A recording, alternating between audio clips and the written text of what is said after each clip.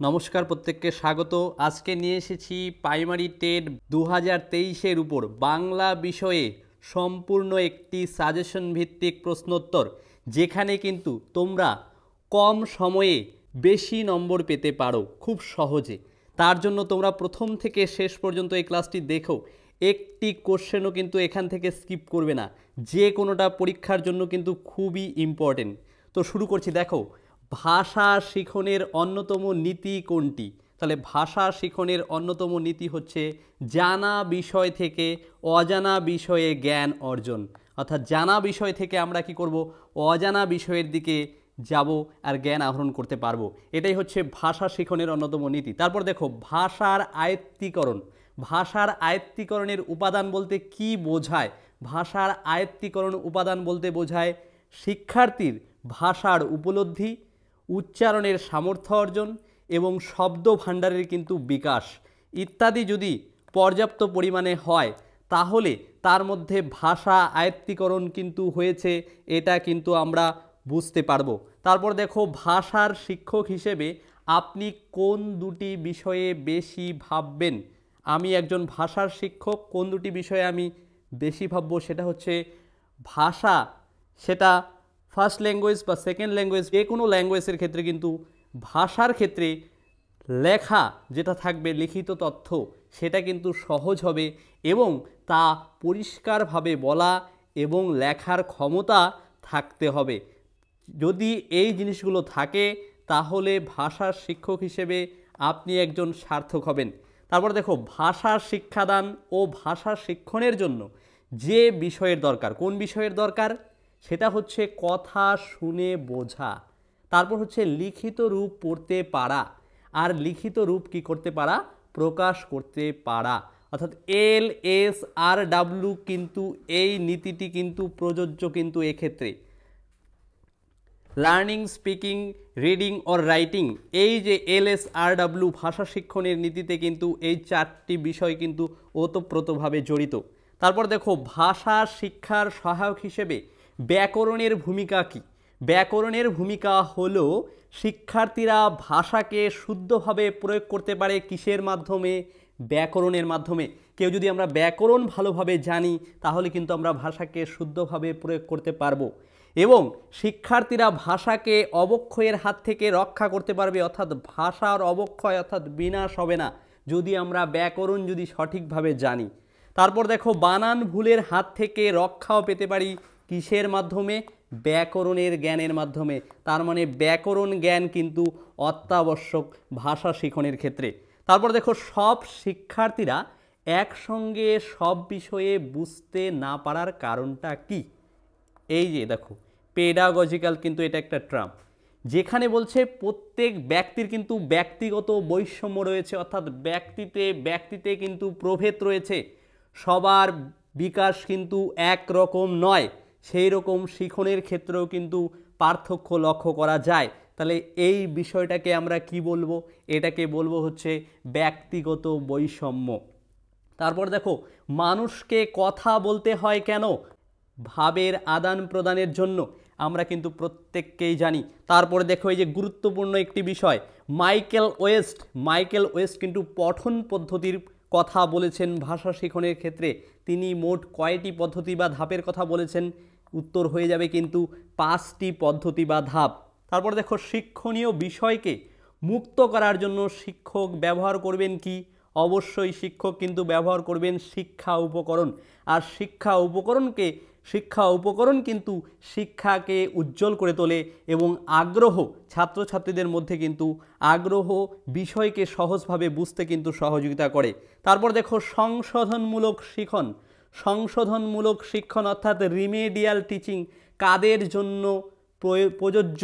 সেটা অবশ্যই হয়ে যাবে পিছিয়ে পড়া শিক্ষার্থী, যারা শিখনে কোথাও হয়তো খামতি রয়েছে, ঠিক আছে, পিছিয়ে পড়েছে, তাদেরকে মূল স্রোতে ফিরিয়ে আনার জন্য কিন্তু এক ধরনের শিক্ষণের ব্যবস্থা রয়েছে, সেটা হলো সংশোধনমূলক শিক্ষণ। আর এই ধরনের ট্রামগুলোই কিন্তু খুবই ইম্পর্টেন্ট পরীক্ষার জন্য। তাই তোমরা কিন্তু সাজেশনটি নিয়ে নাও।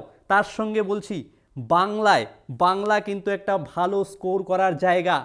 যেই পাবে বাংলায় 30-এ 30, সে কিন্তু দেখবে এবার তার টেট পাস কিন্তু অনায়াসে করে ফেলবে কিন্তু ফিনিশ। তারপর দেখো ভারতীয় আর্য ভাষার ইতিহাস কত বছরের? ৩,৫০০ বছর আগে কিন্তু ভাষা বিকাশের শুরু হয়েছে। কারা করেছে? আর্যরা করেছে। তারপর দেখো ভাষা হলো কি? ভাষা হলো ভাব প্রকাশের একটা মাধ্যম, আমরা প্রত্যেকেই জানি। তারপর দেখো বাংলা ভাষা ও সাহিত্যের আদি নিদর্শন কি? হয়ে যাবে চর্যাপদ। তাহলে বাংলা ভাষা ও সাহিত্যের আদি নিদর্শন কি? চর্যাপদ। মানুষ মাতৃভাষা রূপে যে ভাষা শেখে সেটি কি? অবশ্যই মুখের ভাষা। আমরা কিন্তু মাতৃভাষা মুখে মুখে শিখি, তারপর কিন্তু তার লিখিত রূপটা কিন্তু জানতে পারি আস্তে আস্তে। তারপর দেখো শিক্ষা আমাদের দ্বারা বাহিত হইয়া চলিল বাক্যটি যে বাচ্চে, এটি কিন্তু একটি ব্যাকরণগত প্রশ্ন।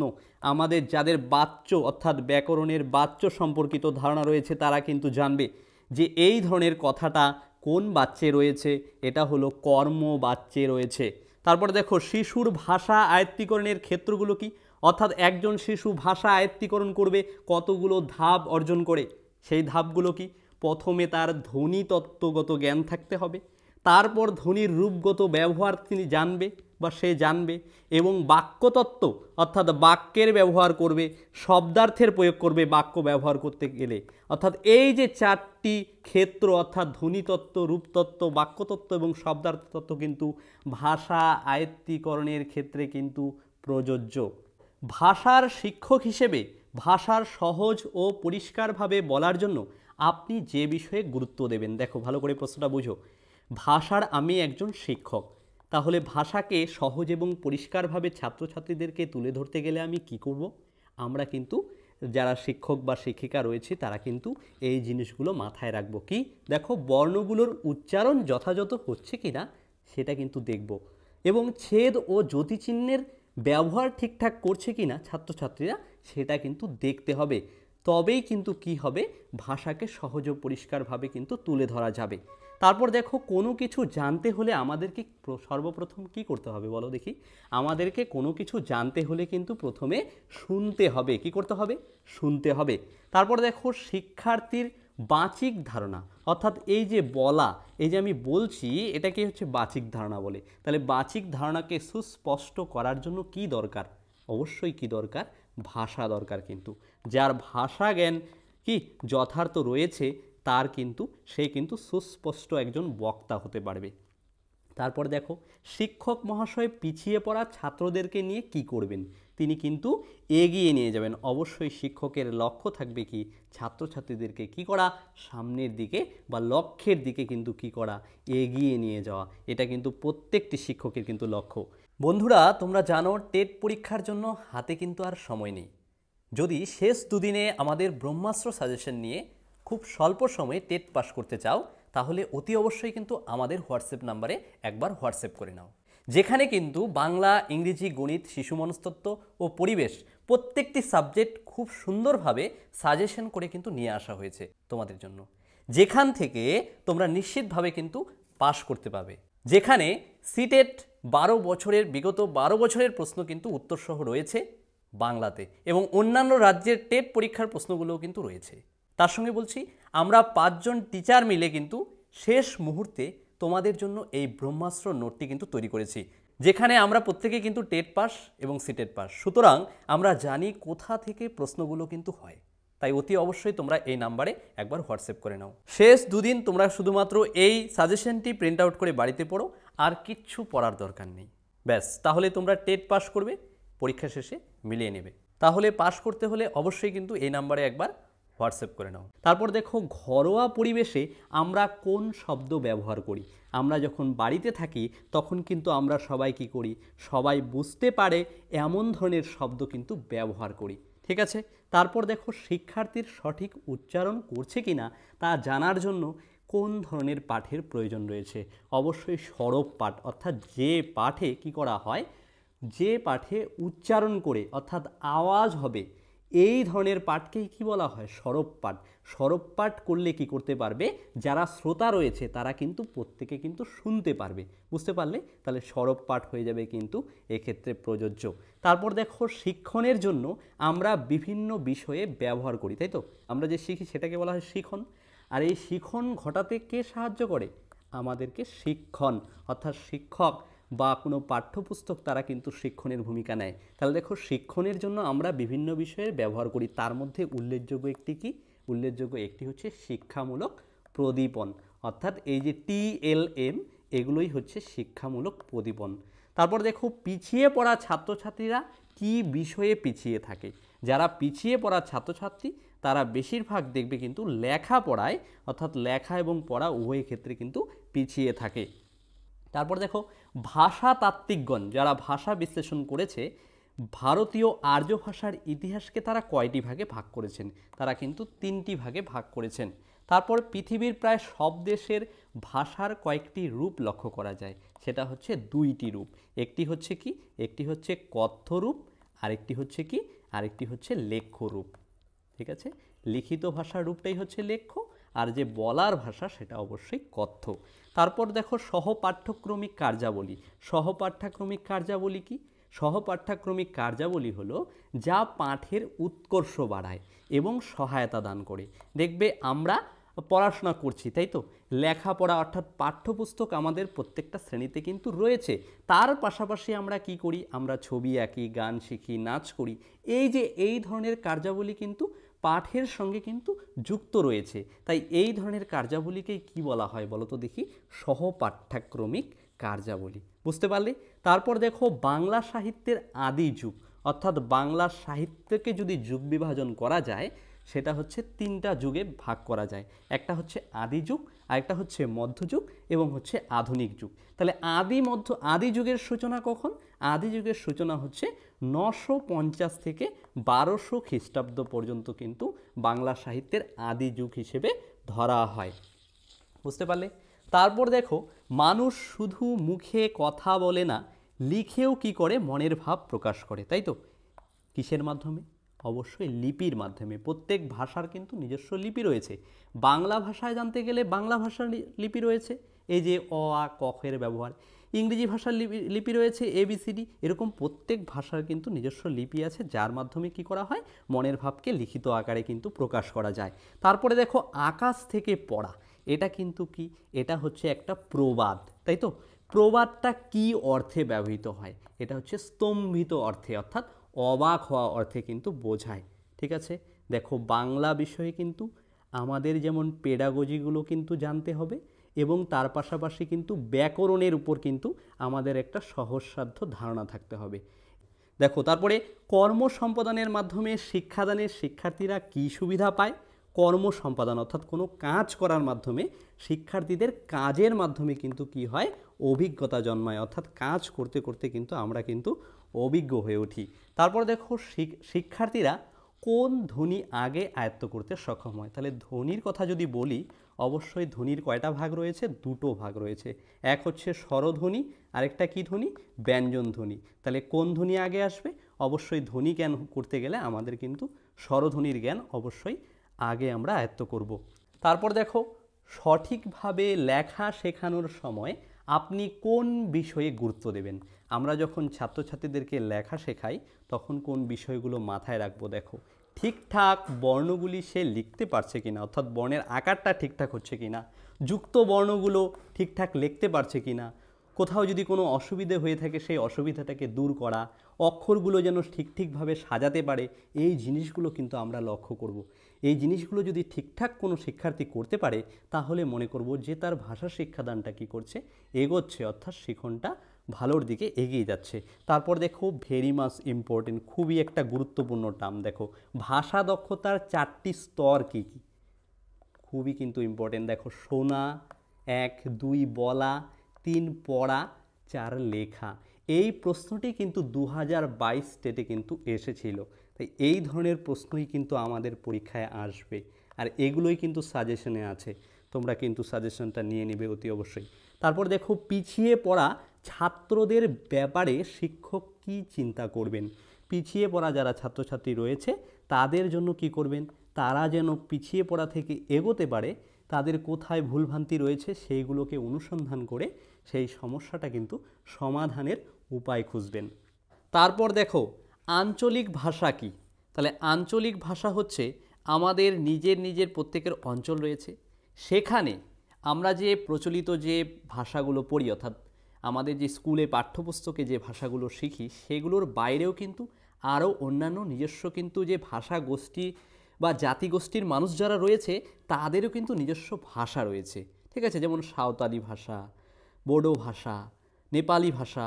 ঠিক আছে, এই যে ভাষাগুলো, এগুলো হচ্ছে আঞ্চলিক ভাষা। এছাড়া আরও অনেক আঞ্চলিক ভাষা কিন্তু রয়েছে। ঠিক আছে, এগুলো হচ্ছে বিশেষ অঞ্চলে প্রচলিত ভাষা। তারপরে দেখো, কোন পাঠে অতিরিক্ত শ্রম হয় ও শারীরিক অবসাদ আসে? অবশ্যই কি সরব পাঠে। সরব পাঠে কিন্তু শ্রমটা বেশি হয়, এবং বেশি শ্রম করলে কি হয়, শারীরিক অবসাদ হয় আর কি। তারপর দেখো, শিক্ষামূলক প্রদীপনের গুরুত্ব, অর্থাৎ টিএলএম। টিএলএম এর গুরুত্বটা কিসের জন্য? বিমূর্ত ধারণাকে কিন্তু মূর্তভাবে উপস্থাপিত করা যায় কিসের মাধ্যমে? টিএলএম এর মাধ্যমে। তাহলে শিক্ষামূলক প্রদীপন হচ্ছে এই জিনিসটা কিন্তু করে থাকে, অর্থাৎ কোনো বিষয়কে, বিমূর্ত ধারণাকে কিন্তু মূর্তভাবে কিন্তু করতে পারে। এই জন্যই আমরা এই টিএলএম এর ব্যবহারগুলো কিন্তু করি। তারপরে দেখো, পিছিয়ে পড়া ছাত্রছাত্রীরা মূলত কাদের জন্য পিছিয়ে পড়ে? পিছিয়ে পড়া ছাত্রছাত্রীরা কিসের জন্য পিছিয়ে পড়ে? অবশ্যই নিজের কারণে। নিজের উপর পুরোপুরি দোষ দেওয়া যাবে না, অবশ্যই তারা যে পরিবেশে মানুষ হয়েছে, অর্থাৎ শিশুদেরকে কারা গাইড করছে, ঠিক আছে, এবং বংশধারার কিছু কিছু বৈশিষ্ট্য কিন্তু এই পিছিয়ে পড়ার কিন্তু কারণ। সেখানে কিন্তু ওই চাইল্ড যে সাইকোলজি আছে, সেখানে কিন্তু বংশধারা ও পরিবেশ, তার উপর কিন্তু একটা অধ্যায় আছে, সেখানে কিন্তু উল্লেখ আছে খুব ভালো করে।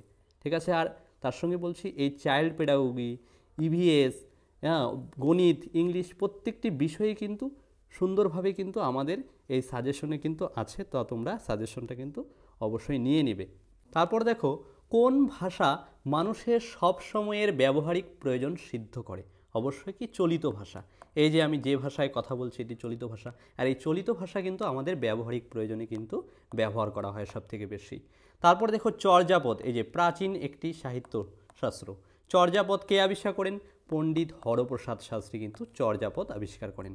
তারপর দেখো, যেসব বিবর্তনের মধ্য দিয়ে বাংলা ভাষার উদ্ভব হয়েছে সেগুলো হচ্ছে অপ্রভ্রংশ, অর্থাৎ বাংলা ভাষা এই যে তৎসম শব্দ থেকে, তৎসম ভাষা থেকে কি করে বাংলা ভাষার বিবর্তনটা হলো, তার একটা মাধ্যম হচ্ছে অপ্রভ্রংশ। তারপর দেখো, বিদ্বান হলেও তার কিছুমাত্র অহংকার নেই, এটি একটি বাক্য। এটি কোন ধরনের বাক্য? এটি হচ্ছে একটি সরল বাক্য। বুঝতে পারলে? তারপর দেখো, আবিষ্কার তথ্য হলো কি? আবিষ্কার তথ্য হলো শিক্ষার্থী নিজের দ্বারা ব্যাকরণের নিয়ম কিন্তু বের করা। ঠিক আছে, তাই ব্যাকরণের নিয়ম বের করতে পারি আমরা কোন পদ্ধতি প্রয়োগ করে? আবিষ্কার পদ্ধতি প্রয়োগ করে। তারপর দেখো, ভাষা বিজ্ঞানীগণ ভাষা আয়ত্তীকরণের জন্য শিশুর কয়টি কৌশল চিহ্নিত করেছেন? সেটা হলো 3টি কৌশল। দেখো, শিশুর কল্পনা শক্তির পরিপূর্ণ বিকাশ সাধনের জন্য আপনি কি করবেন? আমি শিশুদের গল্প পড়ার ছবি আঁকার উৎসাহ কিন্তু দেব, অর্থাৎ শিশুরা যেন গল্প করে, নিজেরা গল্প করে বা গল্পের বই পড়ে, শোনে এবং ছবি যেন নিজেরা আঁকে। এতে কি হবে? এতে তারা কল্পনার শক্তির বিকাশ হবে। কেমন করে? তারা নিজেরা ভাবতে শিখবে, আর নিজেরা ভাবতে শিখলেই কী হয়, নতুন নতুন চিন্তা আসবে তাদের মাথায়, এবং এর ফলে কিন্তু কল্পনা শক্তির কিন্তু বিকাশ হবে। তারপর দেখো, শিক্ষার্থীদের শ্রবণ শক্তির সঠিক বিকাশের জন্য কি প্রয়োজন? অর্থাৎ শ্রবণ শক্তির বিকাশের জন্য কিন্তু কি প্রয়োজন? দেখো, শিক্ষণ প্রক্রিয়ায় শিশুদের বক্তৃতা, আলোচনা, শিক্ষক শিক্ষার্থীদের প্রশ্নোত্তর পর্ব, এই জিনিসগুলো কিন্তু আলোচনা করা হচ্ছে। শুধু কিন্তু ধারাবাহিকভাবে পড়ালেই হবে না, তাদেরকে বিভিন্ন সেমিনারের আয়োজন করতে হবে। শিশুরা যেন নিজেরা বক্তব্য দিতে পারে, গুরুত্বপূর্ণ বিষয়গুলো নিজেরা নিজেদের মধ্যে আলোচনা করে পড়তে পারে, বলতে পারে। শিক্ষক শিক্ষিকাদের কিন্তু অবশ্যই লক্ষ্য রাখতে হবে।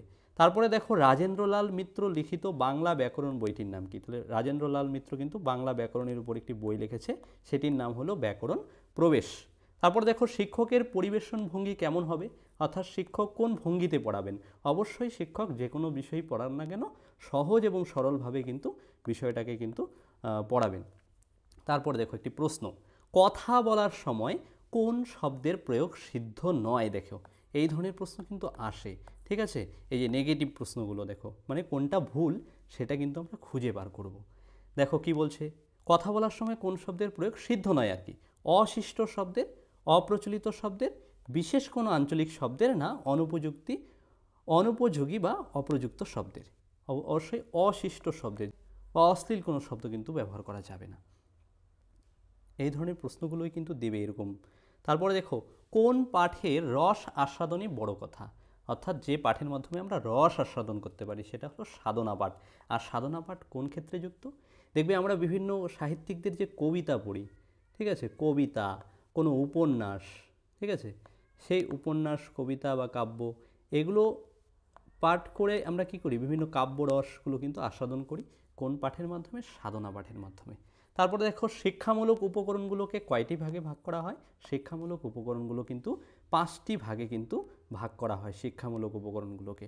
তারপর পিছিয়ে পড়া ছাত্রছাত্রীদের এগিয়ে নিয়ে যাওয়ার জন্য একজন শিক্ষকের কি করতে হবে? অবশ্যই দায়িত্বটা বেশি থাকবে। দেখো পিছিয়ে পড়া ছাত্রছাত্রীদের এগিয়ে নিয়ে যাওয়ার জন্য কার দায়িত্ব বেশি? অবশ্যই শিক্ষকের দায়িত্ব বেশি। তারপর দেখো প্রাচীন ভারতীয় আর্য ভাষায় কয় প্রকার লিঙ্গ প্রচলিত ছিল? সেটা হচ্ছে 3 প্রকার লিঙ্গ প্রচলিত ছিল প্রাচীন ভারতীয় আর্য ভাষায়, ঠিক আছে। তারপর দেখো সারা দেশে সাধু ভাষার কয়টি রূপ দেখা যায়? সারা দেশে কিন্তু সাধু ভাষার কিন্তু একটি রূপ দেখা যায়।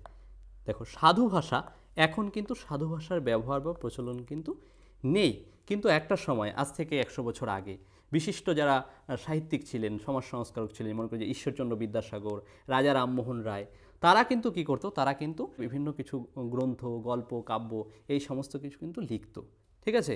আর এখন কিন্তু কি ব্যবহার হয়? এখন কিন্তু সাধু ভাষার বদলে কিন্তু চলিত রূপটা কিন্তু ব্যবহার করা হয়। কেন? সাধু ভাষার থেকে চলিত ভাষা অনেক বেশি কি সহজ সরল, সেই দিকটা মাথায় রেখে। তারপর দেখো বিংশ শতাব্দীর দ্বিতীয় দশকে সৃষ্ট চলিত ভাষার গদ্য লেখার আন্দোলন শুরু হয়েছিল। সেই সময় কার নেতৃত্বে আন্দোলন শুরু হয়েছে? একজন ভাষা সাহিত্যিক, তার নাম হচ্ছে প্রমোদ চৌধুরী, বুঝতে পারলে। তারপর দেখো কান পাতলা, এই যে আবার একটি প্রবাদ, গুরুত্বপূর্ণ।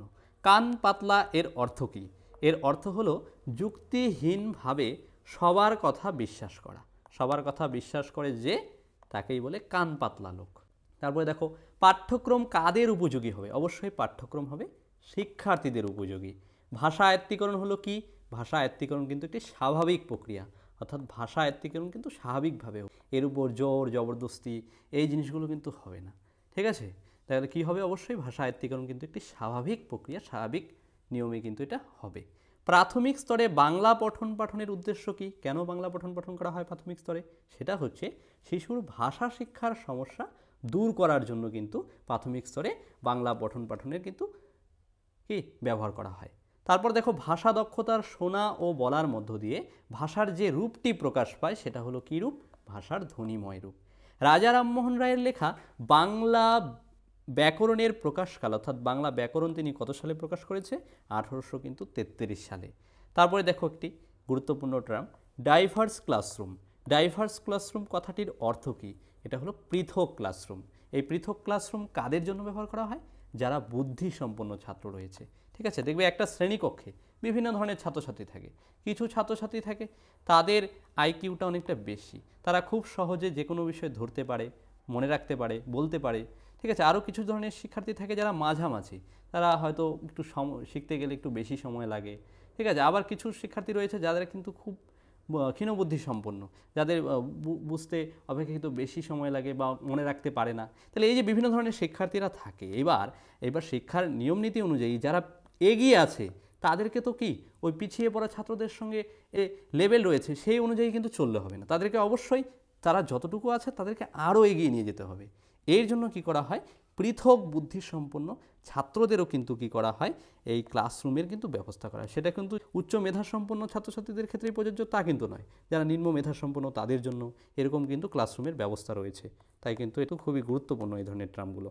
তারপর দেখো কথা বলার জন্য কেমন উচ্চারণ করতে হবে? অবশ্যই আমাদের সুষ্ঠু উচ্চারণ করতে হবে, সঠিক উচ্চারণ করতে হবে। তারপরে দেখো কোন পাঠে শিশু কিশোর শিক্ষার্থীর নামতা মুখস্থ করে? খুবই ইম্পর্টেন্ট। নামতা মুখস্থ করে কোন পাঠ পদ্ধতি ব্যবহার করে? সেটা হবে সমবেত পাঠ। দেখবে বিদ্যালয়গুলিতে শিশু শিক্ষার্থীরা কিন্তু একসঙ্গে দল বেঁধে কিন্তু নামতা পাঠ করে, তাতে কী হয়? তাদের মধ্যে আগ্রহ বাড়ে, তারা খুব সহজে নামতাটা শেখে, সুন্দর করে মজা করে শিখতে পারে এবং মনে রাখতে পারে। তারপর দেখো শ্রবণভিত্তিক উপকরণের উদাহরণ কোনটি? যার মাধ্যমে শোনা যায় সেটি তো শ্রবণভিত্তিক উপকরণ, তাহলে রেডিও হবে, ঠিক আছে, টেলিভিশনও হতে পারে। তারপর দেখো পিছিয়ে পড়া ছাত্রছাত্রীদের কি করা যাবে না? এই যে গুরুত্বপূর্ণ প্রশ্ন, এই ধরনের প্রশ্নগুলো কিন্তু পরীক্ষায় আসবে। আর আমাদের সাজেশনে কিন্তু এই ধরনের প্রশ্ন কিন্তু সুন্দরভাবে কিন্তু নিয়ে আসা হয়েছে প্রত্যেকটি বিষয়ে, ঠিক আছে? তাই তোমরা কিন্তু অতি অবশ্যই সাজেশনটি নিয়ে নাও। দেখো, পিছিয়ে পড়া ছাত্রছাত্রীদের কি করা যাবে না? একেবারে ছেড়ে দেওয়া যাবে না, উপেক্ষা বা অবহেলা করা যাবে না অবশ্যই। তাদের প্রতি কোনো দায়িত্ববোধ থাকবে না, তাদের উপেক্ষা না করে তাদের প্রতি মনোযোগী হতে হবে। দেখো, কোনটা করা যাবে না, কি উপেক্ষা করা যাবে না কাউকে, অবহেলা কিন্তু কাউকেই করা যাবে না, এটা কিন্তু সব থেকে বেশি প্রযোজ্য। তার সঙ্গে বলছি, এই যে এই ধরনের প্রশ্নের উত্তরগুলো কিন্তু খুব প্রাসঙ্গিক হয়। একটা প্রশ্নের জন্য কিন্তু একটা উত্তরই কিন্তু না, বাকি যে অপশনগুলো সেগুলোও কিন্তু উত্তর সঠিক হওয়ার কিন্তু চান্স থেকে যায়। তাই আমরা উত্তর করার সময় দেখব কোন উত্তরটাতে বেশি পর্যাপ্ত শর্ত রয়েছে, বেশি গ্রহণযোগ্য, সেই উত্তরটা কিন্তু আমরা নেব। তারপর দেখো, মধ্য ভারতীয় আর্য ভাষার উত্তর পশ্চিমা উপভাষার নিদর্শন কি? সেটা হচ্ছে অশোকের শাহরাজগড়ি অনুশাসন। চলিত ভাষার কয়টি রূপ? চলিত ভাষা, আমরা যে ভাষা ব্যবহার করি সেগুলো কিন্তু নানান রূপ, অর্থাৎ নানা রূপে কিন্তু এটা প্রচলিত হয় বা ব্যবহার হয়। তারপর দেখো একটি সন্ধি, বাগাড়ম্বর। বাগাড়ম্বর শব্দটির সন্ধি বিচ্ছেদ করলে কি পাওয়া যায়? বাক যোগ আড়ম্বর। অবশ্যই সন্ধি বিচ্ছেদ করার সময় কিন্তু আমাদের বানানগুলো ভালো করে দেখে নিতে হবে একদম, কেননা উত্তরে যে থাকবে অপশনগুলো খুব কাছাকাছি থাকবে, হয়তো কয়ের জায়গায় গ দিয়ে দিল, তাই কিন্তু আমরা তাড়াহুড়ো করে ভুল উত্তর করব না, কারণ এতে কি করবে, আমাদেরকে কিন্তু পিছিয়ে দেবে ভাই। একটি নাম্বার তোমাকে কিন্তু কয়েক হাজার জনের পিছনে ফেলে দেবে। তাই কিন্তু বলছি, তোমরা অতি দ্রুত সাজেশনটি কিন্তু নিয়ে নাও, যেখানে কিন্তু তোমরা এগিয়ে যেতে পারবে অন্যদের থেকে। তারপর দেখো, অনায়াসে যা পাওয়া যায় এক কথায় তাকে কি বলা হয়? এটা হচ্ছে এক কথায় প্রকাশ, সেটা হয়ে যাবে অনায়াস লভ্য। অনায়াস লভ্য। তারপর দেখো, অনুজ্ঞাবাচক। অনুজ্ঞাবাচক বাক্য কোনটা? অনুজ্ঞাবাচক বলতে যে বাক্যে কি থাকবে, আদেশ, উপদেশ, অনুরোধ, অনুমতি, আমন্ত্রণ ইত্যাদির একটা আকাঙ্ক্ষা থাকবে যে বাক্যে, সেই বাক্যটাকে কি বলবো? অনুজ্ঞাবাচক বাক্য। যেমন শিক্ষক ছাত্রদেরকে কি বললেন? ছাত্রদেরকে বললেন মন দিয়ে পড়াশোনা করো, তাহলে তোমরা ভালো ফল করতে পারবে। এটা একটা কি? অনুজ্ঞাবাচক বাক্য। তো এই জন্যই বলছি, তোমরা এখন এই সময়টা ভালোভাবে কাজে লাগাও, তাহলে ভালো একটা স্কোর করতে পারবে। তারপর দেখো, শিখনের ক্ষেত্রে ভুল করা কী ধরনের ত্রুটি? এটি হচ্ছে একটি স্বাভাবিক ঘটনা, বুঝতে পারলে? শিখনের ক্ষেত্রে অনেকে ভুল করবে, এটা স্বাভাবিক, ভুল করবেই, প্রত্যেকেই ভুল করি, এটা কিন্তু একটা স্বাভাবিক ঘটনা। তারপর দেখো, ভাষা আয়ত্তীকরণের একটি উপাদান কি? ভাষা আয়ত্তীকরণের একটি উপাদান হলো পরিবেশ। তারপর দেখো, মাতৃভাষা পঠন পাঠনের দুটি মুখ্য ভূমিকা কি? একটা হচ্ছে গ্রহণের ভূমিকা, আর একটা হচ্ছে প্রকাশের ভূমিকা। অর্থাৎ আমরা কি করি? গ্রহণ করি, এবং গ্রহণ করা তথ্যকে কিন্তু আবার কি করি? প্রকাশ করি। এটা কিন্তু মাতৃভাষা পঠনের মুখ্য ভূমিকা পালন করে। এই দুটি উপাদান খুবই গুরুত্বপূর্ণ। তারপরে দেখো, আমাদের শ্রবণ ক্ষমতার একটি বৈশিষ্ট্য কি? শ্রবণ ক্ষমতা কিন্তু আমাদের সীমাবদ্ধ, অর্থাৎ একটা নির্দিষ্ট দূর পর্যন্ত একটা আওয়াজ আসলে কিন্তু আমরা কি করতে পারি? শুনতে পারি। এই আওয়াজটা যদি অনেকটা দূর চলে যায়, কি করব? এক সময় আমাদের শ্রবণ যন্ত্রে সে আওয়াজটা পৌঁছবে না, আমরা শুনতে পারবো না। তাই বলছে শ্রবণ ক্ষমতা কি? অবশ্যই সীমাবদ্ধ। তারপর দেখো, সূত্র থেকে, ভেরি মাচ ইম্পর্টেন্ট, কিন্তু খুবই গুরুত্বপূর্ণ, স্টার চিহ্ন দিয়ে দাও এখানে। সূত্র থেকে উদাহরণের জ্ঞান আহরণের রীতিকে কি বলা হয়? সেটাকে বলা হয় অবরোহী পদ্ধতি। সূত্র থেকে, ভালো করে মনে রাখবে, সূত্র থেকে উদাহরণের জ্ঞান আহরণ করা হয় কোন রীতিতে? অবরোহী পদ্ধতিতে। এটি কিন্তু বিগত বছরের পরীক্ষায় আসা কিন্তু প্রশ্ন, অর্থাৎ 2022 স্টেটে কিন্তু প্রশ্ন এসেছে। আর এই ধরনের প্রশ্নই কিন্তু আমাদের সাজেশনে রয়েছে প্রত্যেকটি সাবজেক্টের উপর। তাই তোমরা অতি অবশ্যই কিন্তু নিয়ে নিবে এবং পড়বে। শিক্ষার্থীর অগ্রগতি হয়ে গেছে কিনা তাৎক্ষণিকভাবে কিভাবে বোঝা যায়? শিক্ষার্থীদের অগ্রগতি হচ্ছে কি না হয়েছে আমরা কি করে বুঝতে পারবো? সেটা হলো লেখা ও বলার ব্যবস্থা করে এবং প্রশ্নোত্তরের মাধ্যমে। তাদেরকে লিখতে দিব, তাদেরকে বলতে বলবো, এবং প্রশ্ন করব, প্রশ্নের উত্তর তারা বলতে পারছে কিনা সেটার উপর কিন্তু কি বিবেচনা করে বলবো যে তাদের অগ্রগতি হয়েছে কিনা। তারপর দেখো, বক্তৃতার সময় কি দিয়ে বিষয়কে উপস্থাপন করতে হয়? অবশ্যই কি? ভাষার বুদ্ধি ও তথ্য দিয়ে। বক্তৃতা, যে কোনো বিষয়ে বক্তৃতা দিতে গেলে আমাকে কি করতে হবে? সেই ভাষার বুদ্ধি বা জ্ঞান থাকতে হবে, এবং সেই বিষয়ে, যে বিষয়ে বক্তব্য দিব তার তথ্য আমার মধ্যে থাকতে হবে, তবেই তো পারবো আমি। তারপর দেখো, তথ্যভিত্তিক কোনো কিছু পড়তে কি প্রয়োজন? অবশ্যই চার্ট প্রয়োজন। পিছিয়ে পড়া ছাত্রছাত্রীদের এগিয়ে নিয়ে যাওয়ার জন্য শিক্ষক কী করবেন? অবশ্যই ধীরে ধীরে বিষয়বস্তুর কিন্তু কী করবেন, অনুশীলন করিয়ে এগিয়ে নিয়ে যাবেন। তারপর দেখো প্রাচ্য মধ্য উপভাষা নিদর্শন, কালসি অনুশাসন। কোন গ্রন্থে সাধু ভাষার শব্দটি সর্বপ্রথম ব্যবহার হয়েছে? রামমোহনের বেদান্ত গ্রন্থে কিন্তু সাধু ভাষার শব্দ কিন্তু প্রথম ব্যবহার হয়েছে। তারপরে দেখো শ্রীকৃষ্ণ কীর্তন কাব্যটির কবিকে? বরুচণ্ডী দাস। কথ্য ভাষার প্রধান উপভাষার সংখ্যা কয়টা? 5টা। কি কি? রাঢ়ী, ঝাড়খণ্ডী, বরেন্দ্রী, বঙ্গালী, কামরূপী। এই হলো 5টা উপভাষা। তারপর দেখো সে সারাদিন উপোস করে রইল, এটি একটি বাক্য। এই বাক্যটিকে প্রশ্নবোধক বাক্যে পরিণত করলে কি হবে? প্রশ্নবোধক বাক্যে আমরা কি নিয়ে আসবো? একটা কি নিয়ে আসবো, একটা অব্যয় নিয়ে আসবো। সে কি সারাদিন উপোস করে থাকেনি? তাহলে দেখো বাক্যটা কিন্তু প্রশ্নবোধক হয়ে গেল, অর্থাৎ বাক্যে পরিবর্তনের কিন্তু, অর্থাৎ এটি একটি কিন্তু ব্যাকরণগত প্রশ্ন। ঠিক আছে, খুব সহজে আমরা করতে পারবো। তারপরে দেখো কেবল মানব শিশুই ভাষা শেখার জন্মগত ক্ষমতার অধিকারী। খুবই ইম্পর্টেন্ট। দেখো এই কথাটি কে বলেছেন? বলেছেন ভাষাতাত্ত্বিক চমস্কি। কে বলেছেন? চমস্কি বলেছেন যে মানব শিশুই কি ভাষা শেখার জন্মগত ক্ষমতার অধিকারী। খুব সুন্দর একটা কথা। অন্যান্য কিন্তু ভাষা শিখতে পারে না, মানুষই একমাত্র ভাষা শিখতে পারে। আচ্ছা, তারপর দেখো ভাষা চর্চার মাধ্যমে কী বৃদ্ধি পায়? ভাষা চর্চা করলে আমাদের কি বৃদ্ধি পায়? ভাষা চর্চা করলে আমাদের ঐতিহ্যের ভাণ্ডার কিন্তু বৃদ্ধি পায়।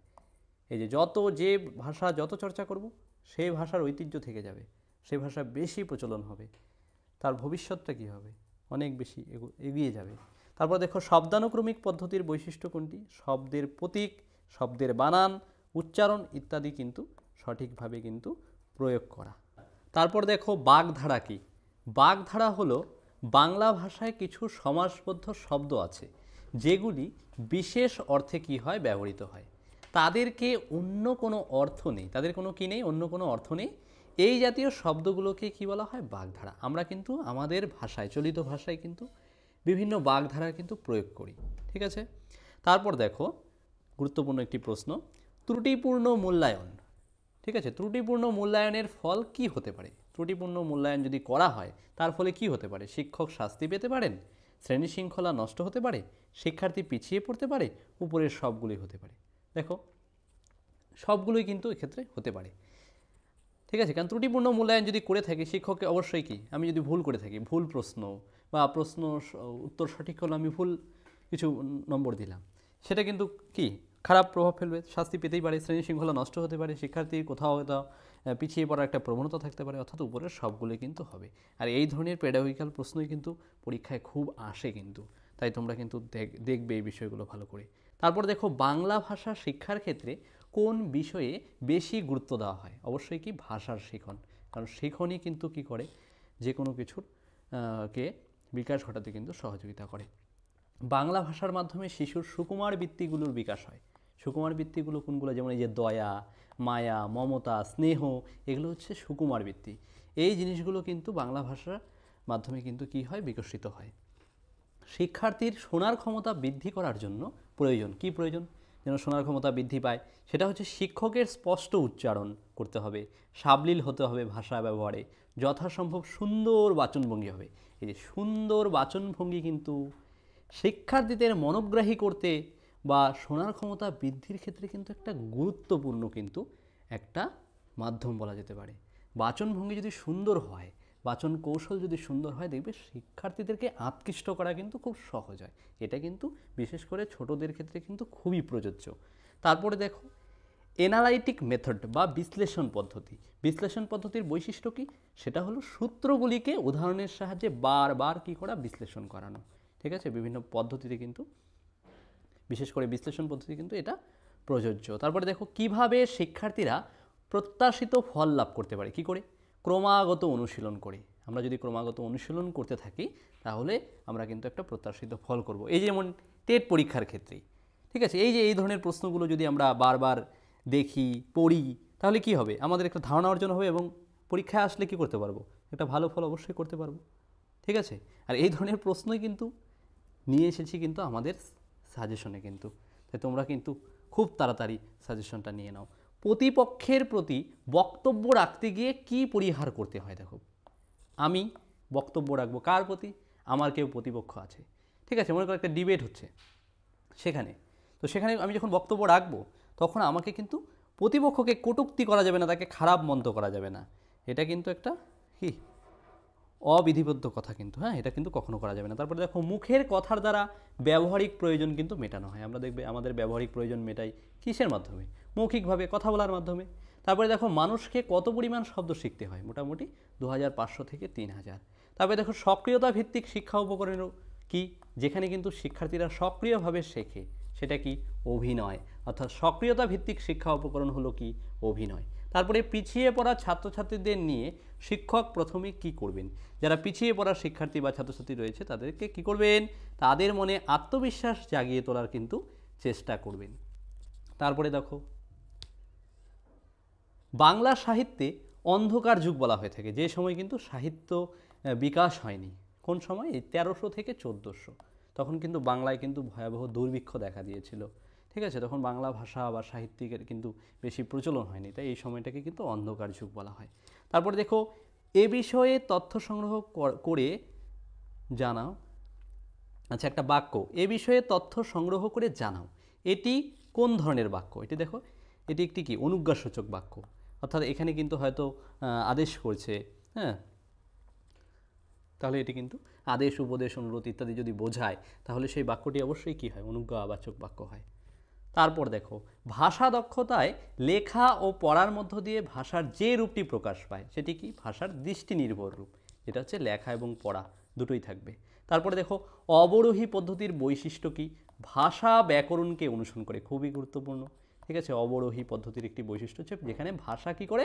ব্যাকরণকে অনুসরণ করে। তারপরে দেখো বিশেষ চাহিদা সম্পন্ন শিক্ষার্থীদের জন্য শিক্ষক কি ব্যবস্থা করবেন? অবশ্যই এদের জন্য উপযুক্ত শিক্ষণ পদ্ধতি কিন্তু ব্যবহার করবেন। কোন শারীরিক যন্ত্রটি কথা বলার জন্য বিশেষ প্রয়োজন? সেটা হচ্ছে বাকযন্ত্র। এই যে আমার বাকযন্ত্রের কি সঠিকভাবে ব্যবহার করতে পারছি, অর্থাৎ ঠোঁট, জিভ, হ্যাঁ, ফুসফুস, তারপরে হচ্ছে গিয়ে তালু, মূর্ধা, এই সঠিকভাবে ব্যবহার করতে পারছি, তার জন্য কি আমি কিন্তু কথা বলতে পারছি। এগুলোর যদি কোনো একটা ত্রুটি থাকে তাহলে কিন্তু কী হবে? কথা বলার ক্ষেত্রে কিন্তু সমস্যা হবে। তারপরে দেখো শিখন উপকরণ হিসেবে মডেল ব্যবহার করা হয়। কিসের জন্য মডেল ব্যবহার করা? অবশ্যই কি প্রয়োজন সকলের ক্ষেত্রে, কিন্তু দেখবে দৃষ্টিহীনদের ক্ষেত্রে কিন্তু বিশেষ প্রয়োজন। যারা চোখে দেখতে পারে না বা চোখে কম দেখে তাদের জন্য কিন্তু মডেল কিন্তু খুবই জরুরি। তারপর দেখো একজন প্রতিবন্ধীর প্রতি সহপাঠীদের ব্যবহার কেমন হওয়া উচিত? যারা প্রতিবন্ধী রয়েছে তাদেরকে কিন্তু কখনো প্রতিবন্ধী বলা যায় না। তাদের সঙ্গে অবশ্যই কী হবে? তাদের সঙ্গে একটা বন্ধুত্বপূর্ণ, যত্নশীল, হ্যাঁ, তাদেরকে শ্রদ্ধা করা, তাদেরকে তাদের নিজেদের মতো করে ভাবা, এটা কিন্তু করতে হবে। তাদেরকে কখনো অবজ্ঞা কিন্তু করা যাবে না। ঠিক আছে, তারপর দেখো প্রাচ্য উপভাষার নিদর্শন রয়েছে কোথায়? এটা হচ্ছে ধৈলী অনুশাসনে, এটা হচ্ছে সাহিত্যিকের একটি পার্ট। তারপরে দেখো কথিত বা চলিত ভাষাকে বঙ্কিমচন্দ্র কী নাম দিয়েছেন? এই যে আমরা যে কথিত বা চলিত যে ভাষা ব্যবহার করি সেটাকে বঙ্কিমচন্দ্র তার ভাষাতত্ত্বে নাম দিয়েছে হলো প্রচলিত ভাষা। শ্রীকৃষ্ণ কীর্তন কাব্যটি কোন সময়ে রচিত হয়েছে? চতুর্দশ থেকে ষোড়শ শতকের মধ্যে। তারপরে আমার অনুরোধ আপনি একবার সভায় আসুন, এটি একটি বাক্য। এটি কী ধরনের বাক্য? এটি একটি ইচ্ছাসূচক বাক্য। এই যে আমি এখানে ইচ্ছাটাকে তুলে ধরেছি এই বাক্যের মাধ্যমে। তারপরে দেখো স্পর্শবর্ণ, এই যে ব্যাকরণগত প্রশ্ন, স্পর্শবর্ণের প্রতিটি বর্গের শেষ বর্ণকে কি বলা হয়? নাসিক্য বর্ণ। অর্থাৎ এই যে ইয়, হ্যাঁ, তারপরে দন্তন্য, তারপরে হচ্ছে ম, হ্যাঁ, তারপরে হচ্ছে কি মূর্ধন্য, উঁ, এগুলো কি? এগুলো হচ্ছে নাসিক্য বর্ণ। প্রতিটি স্পর্শবর্ণের পঞ্চম যে বর্ণ এগুলো হচ্ছে বলা হয় নাসিক্য বর্ণ। তারপরে দেখো অনুবর্তন তত্ত্বের প্রবক্তাকে প্যাভলভ। ঠিক আছে, আর অনুবর্তন, এই যে প্রাচীন অনুবর্তন কিন্তু ভাষা শিক্ষাকে কিন্তু কি অনুবর্তনের কিন্তু ভূমিকা রয়েছে ভাষা শিখনের ক্ষেত্রে। ল্যাড, এই যে ল্যাড গুরুত্বপূর্ণ একটি টার্ম। দেখো ল্যাড কি? Language acquisition device. সম্পূর্ণ নামও কিন্তু পরীক্ষায় চলে আসে, হ্যাঁ, বিভিন্ন নাম দিয়ে দিল, অর্থাৎ এবং খুব কাছাকাছি কিন্তু খুব দেয় নামগুলো। ঠিক আছে, তাই কিন্তু ভালো করে মনে রাখবো আমরা। তারপরে দেখো শিক্ষার প্রধান উদ্দেশ্য কি? শিশুর সামাজিক বিকাশ, এটা কিন্তু শিক্ষার প্রধান লক্ষ্য। তারপরে কোন পদ্ধতিতে শিশু শিক্ষার্থীদের ভাষা শিক্ষাদান বাঞ্ছনীয়? অবশ্যই কি মনস্তাত্ত্বিক পদ্ধতি। ঠিক আছে, তারপরে শিক্ষক উচ্চারণের ভুল করলে শিক্ষার্থীদের সমস্যা হতে পারে। অবশ্যই শিক্ষক যদি ভুল বলে, ছাত্রছাত্রীরা যদি ভুল শেখে তাহলে তো সমস্যা এটা একটা। আরোহী পদ্ধতি, যে গুরুত্বপূর্ণ, ব্যাকরণ শিক্ষাদানের ক্ষেত্রে সব থেকে প্রযোজ্য পদ্ধতি কোনটি? আরোহী পদ্ধতি। আরোহী পদ্ধতি মনোবিজ্ঞান সম্মত কারণ এটা কেন? কারণ এই পদ্ধতিতে জানা থেকে অজানা বিষয়ে কিন্তু কি জ্ঞান আহরণ করা যায়। তাই আরোহী পদ্ধতি হচ্ছে মনোবিজ্ঞানসম্মত কিন্তু পদ্ধতি, খুবই কিন্তু গুরুত্বপূর্ণ। এই ধরনের প্রশ্নই কিন্তু বিগত বছর দিয়েছে, এবারও কিন্তু আসতে পারে। তাই কিন্তু মনোযোগ সহকারে এগুলো কিন্তু দেখবে। তারপর দেখো, একজন শিক্ষার্থী কোনো প্রশ্নের উত্তর জানা সত্ত্বেও ঠিকমতো বলতে পারছে না, এটা কি? এটা কী ধরনের অসঙ্গতি? এটা হচ্ছে একটা প্রকাশমূলক অসঙ্গতি, অর্থাৎ সে প্রকাশ করতে পারছে না। প্রকৃতিগতভাবে কথন কত প্রকার? 2 প্রকার। শিক্ষা সহায়ক উপকরণ হিসেবে ব্ল্যাকবোর্ড কিন্তু ব্যবহার করা হয় শ্রেণীকক্ষে। এটা কেমন জায়গায় রাখতে হবে? অবশ্যই যাতে সকল ছাত্রছাত্রীর চোখে পড়ে, দেখতে পারে, ঠিক আছে, সেরকম একটা জায়গায় মাঝ বরাবর কিন্তু দেখবে রাখে আর কি। বারবার পিছিয়ে পড়লে শিক্ষক কী ব্যবস্থা নেবেন? অর্থাৎ কোনো ছাত্র যদি বারবার পিছিয়ে পড়ে তাহলে নিজে ছাত্রদের সঙ্গে বসে তার কারণ অনুসন্ধান করবেন। প্রাচীন ভারতীয় আর্য ভাষায় স্বরধ্বনির পরিবর্তনের কয়টি ক্রম প্রচলিত রয়েছে? 3টি ক্রম প্রচলিত। তবে বাংলা ভাষায় প্রচলিত একটি গদ্যের অনুপ্রবেশ ঘটলে কোন বইয়ের মাধ্যমে সেখানে গদ্যের অনুপ্রবেশ ঘটেছে? আড়ালের ঘরের দুলাল, প্যারীচাঁদ মিত্রের কিন্তু এই গল্পটিতে কিন্তু রয়েছে। শ্রীকৃষ্ণ কীর্তন কাব্যটি কী জাতীয় কাব্য? এটি কিন্তু নাট্যরস আশ্রিত এক ধরনের গীতি কাব্য। তারপরে দেখো, তিনি বিদ্বান কিন্তু তার কিছুমাত্র অহংকার নেই, এটি কী ধরনের বাক্য? এই যে তিনি বিদ্বান, তিনি, ঠিক আছে, নেই, এই ধরনের অব্যয়গুলো কিন্তু ব্যবহার করেছে কিছু, তাই বাক্যটি হচ্ছে একটি যৌগিক বাক্য। তারপর দেখো, প্রত্যেকটি প্রাণী কিছু কিছু সহজাত আচরণ নিয়ে জন্মায়, এই মতামতটি কে দিয়েছেন? প্যাভলভ দিয়েছেন। কোথায়? প্যাভলভ কিন্তু তার প্রাচীন অনুবর্তন তত্ত্বে কিন্তু এই মতামতটি কিন্তু কি প্রেরণ করেছেন, যে প্রত্যেক প্রাণী কিছু সহজাত আচরণ নিয়ে কিন্তু কি করে জন্মায়। তারপরে দেখো, কুকু বা কুইং শব্দ শিশু কোন সময়ে করে? 6 সপ্তাহ বয়স যখন হয় মোটামুটি সেই সময় কিন্তু শিশুর এই কুইং করে থাকে। হ্যাঁ, তারপরে দেখো, শিশু মায়ের মুখ থেকে যে ভাষা শেখে সেটা কি? সেটা হচ্ছে কি, শিশু মায়ের মুখ থেকে যে ভাষা শেখে তার নাম হচ্ছে মাতৃভাষা। অবশ্যই আমরা জানি প্রত্যেকে মাতৃভাষা। অভিনয় পদ্ধতিকে কাজে লাগানোর জন্য কী ধরনের প্রস্তুতি দরকার? অবশ্যই স্পষ্ট সংলাপ, শুদ্ধ উচ্চারণ, সঠিক জ্যোতিচিহ্ন ব্যবহার। অভিনয়ের মাধ্যমে সঠিকভাবে তার ব্যবহার করাটাকে যদি করা হয় তাহলে অভিনয় পদ্ধতিতে কিন্তু কাজে লাগানো যাবে, যদি এগুলো সঠিকভাবে করি আমরা। তারপরে দেখো, বক্তা ও শ্রোতার মধ্যে ভাবের আদান প্রদানের ক্ষেত্রে সবথেকে গুরুত্বপূর্ণ কি? অবশ্যই শ্রবণ। বক্তা যদি ভালো করে শুনতে পারে তবেই কী করতে পারবে? ভালো করে বলতে পারবে। তাহলে ভালো করে বলার আগে কিন্তু ভালো করে শোনা কিন্তু খুবই গুরুত্ব। তারপরে দেখো, আরোহী পদ্ধতি। এই যে আরোহী পদ্ধতি সবথেকে গুরুত্বপূর্ণ পদ্ধতি ব্যাকরণ শিক্ষাদানের ক্ষেত্রে। সেখানে কি করা হয়? প্রথমে উদাহরণ দেওয়া হয়, তারপর সেই উদাহরণ থেকে সূত্র বা সিদ্ধান্তে কিন্তু পৌঁছানো হয়। তাহলে দেখো, আরোহী পদ্ধতি কিন্তু একটি ব্যাকরণের সবথেকে গুরুত্বপূর্ণ পদ্ধতি। তারপর দেখো, নিচের কোনটি প্রকাশমূলক অসঙ্গতির উদাহরণ? অর্থাৎ নিজেকে প্রকাশ করতে পারছে না, শিক্ষার্থীর গল্প বলতে বা লেখার ক্ষেত্রে অসুবিধা, তাহলে কিন্তু শিক্ষার্থী কিন্তু কী করতে পারবে না? নিজেকে কিন্তু প্রকাশ করতে পারবে না। তারপরে দেখো, বিষয়ভিত্তিক কথন। আমরা যে বিষয়ভিত্তিক কথন বা বলে থাকি সেখানে বক্তব্যকে কিন্তু প্রাধান্য দেওয়া হয়, কোন বিষয়টাতে বলছে, কোন পার্টটাকে বলছে সেটাকে কিন্তু প্রাধান্য দেওয়া হয়। কাদের জন্য? এই যে খুবই গুরুত্বপূর্ণ, কাদের জন্য সংশোধনমূলক শিক্ষণের ব্যবস্থা করা হয়? অবশ্যই শ্রেণীকক্ষে যারা পিছিয়ে পড়েছে তাদের জন্য কিন্তু এই সংশোধনমূলক শিক্ষণের কিন্তু ব্যবস্থা করা হয়। তারপর দেখো, নব্য ভারতীয় আর্য ভাষার প্রথম সাহিত্য কোনটি? অবশ্যই শ্রীকৃষ্ণ কীর্তন কিন্তু নব্য ভারতীয় আর্য ভাষার কিন্তু একটি সাহিত্য। তারপর শ্রীকৃষ্ণ কীর্তন কাব্যটি কোন ছন্দে রচিত? অবশ্যই পয়ার, ত্রিপদী ছন্দ। বাংলা সাহিত্যে কিন্তু রয়েছে এর আলোচনা। তারপর দেখো, ভাষা শিক্ষার ক্ষেত্রে শিক্ষকের পাঠদান কেমন হবে? অবশ্যই শিক্ষার্থী কেন্দ্রিক। শিক্ষার্থী কেমনভাবে শিখতে চায়, তার আগ্রহ কী, তার আকাঙ্ক্ষা কী, সেই দিকগুলো কিন্তু রেখে শিক্ষাদান করতে হবে শিক্ষককে। তারপর দেখো, শিশুদের কলধ্বনি বা ব্যাবলিং কখন শুরু হয়? 6 মাস বয়সে মোটামুটি কিন্তু শিশুদের কলধ্বনি বা ব্যাবলিং শুরু হয়। তারপর মাতৃভাষার শিক্ষক হিসেবে আপনার দায়িত্ব কি? আপনি মাতৃভাষা শেখাচ্ছেন, তাহলে তো আপনার কি দায়িত্ব হবে? অবশ্যই মাতৃভাষার প্রতি কিন্তু মর্যাদাবোধ থাকতে হবে, আমাদের সম্মান করতে হবে মাতৃভাষাকে। কি অবশ্যই যে কোনো ভাষার আগে কি? অবশ্যই মাতৃভাষা। আমরা যে কোনো ভাষার আগে কী শিখি? তার মাতৃভাষা শিখি, তাই মাতৃভাষা কিন্তু সবার আগে। তারপরে দেখো, প্রকল্প পদ্ধতি খুবই ইম্পর্টেন্ট। প্রকল্প পদ্ধতির জনক কে? জন ডিউই হচ্ছে প্রকল্প পদ্ধতির জনক। তারপর দেখো, শিক্ষার্থীর শোনার ক্ষমতা বৃদ্ধির একটি পদ্ধতি কি? যাতে করে শিক্ষার্থীর শোনার ক্ষমতা বৃদ্ধি পায় সেটা হচ্ছে কি, শিক্ষার্থীদের পাঠদান হবে গল্প কাহিনী আবৃত্তির মাধ্যমে। দেখবে শিক্ষার্থীরা গল্প শুনতে ভালোবাসে, তারা কাহিনী শুনতে ভালোবাসে, তারা আবৃত্তি করতে ভালোবাসে। তাই এই জিনিসগুলো কিন্তু কোনো কিছু শেখানোর আগে কিন্তু এগুলো করতে হবে, বুঝতে পারলে? তাতে করে তাদের আগ্রহ বাড়বে, তারা শিখবে। অবরোহী পদ্ধতি তরুণ শিক্ষার্থীদের পক্ষে প্রযুক্ত নয়। কেন? এটি ছাত্রদের স্মৃতিশক্তির উপর কি নির্ভর করে, বুঝতে পারলে? ডিসলেক্সিয়া, ডিসলেক্সিয়া এক ধরনের কি, ডিসলেক্সিয়া হচ্ছে এক ধরনের শিখন অক্ষমতা। তাহলে ডিসলেক্সিয়া হচ্ছে কি, এক ধরনের অক্ষমতা। কি অক্ষমতা? শিখনগত কিন্তু একটি অক্ষমতা। তারপরে দেখো রীতিভিত্তিক কথন, বলার ভঙ্গিমাকে কিন্তু প্রাধান্য দেয়। ভাষার কটি রূপ? দুটি রূপ, একটি কথ্য, একটি লেখ্য। দর্শনভিত্তিক উপকরণ কি? ম্যাপ বা মানচিত্র। পিছিয়ে পড়া শিক্ষার্থী চিহ্নিত হয় কিসের মাধ্যমে? পরীক্ষায় প্রাপ্ত নম্বরের উপর ভিত্তি করে।